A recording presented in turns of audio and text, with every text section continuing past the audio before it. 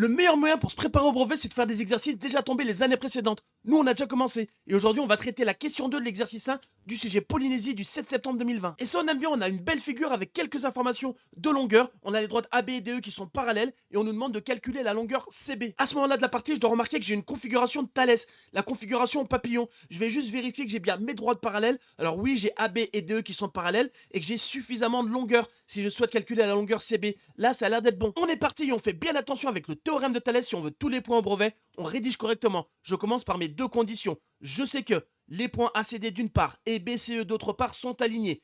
Ensuite, les droites BC et DE sont parallèles. Je peux ainsi écrire que je vais utiliser le théorème de Thalès, d'après le théorème de Thalès. Et ce théorème-là, il me permet d'écrire mes égalités de quotient. Alors attention, j'ai mis en rouge le point C, c'est le point qu'on va retrouver deux fois dans les points alignés. C'est à partir de lui que j'écris mes deux premiers quotients. CB sur CE, c'est égal à CA sur CD, c'est égal à AB sur ED. Après, je réécris la même chose, mais en remplaçant par les valeurs numériques. Et enfin, pour calculer la longueur CB, j'utilise le fameux produit en croix. CB, c'est égal à 1,5 fois 3,5 sur 1. Et ça, c'est égal à 5,25 cm.